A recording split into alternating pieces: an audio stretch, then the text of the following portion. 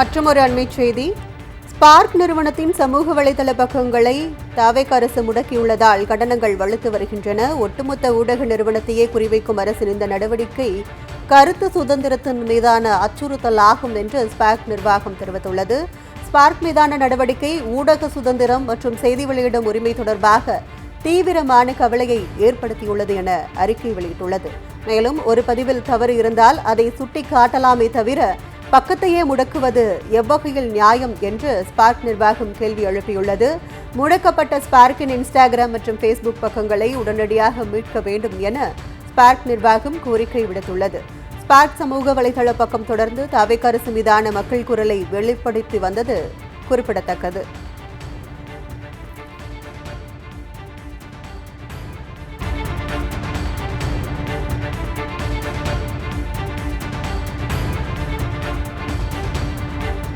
மற்றொரு அண்மைச் செய்தி.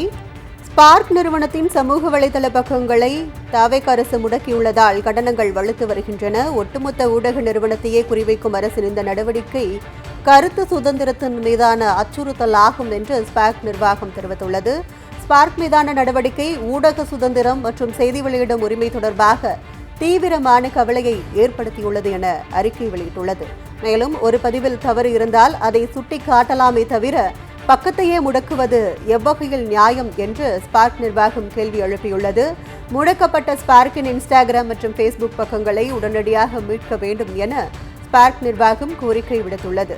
ஸ்பார்க் சமூக வலைதள பக்கம் தொடர்ந்து தாவேக அரசு மீதான மக்கள் குரலை வெளிப்படுத்தி வந்தது குறிப்பிடத்தக்கது.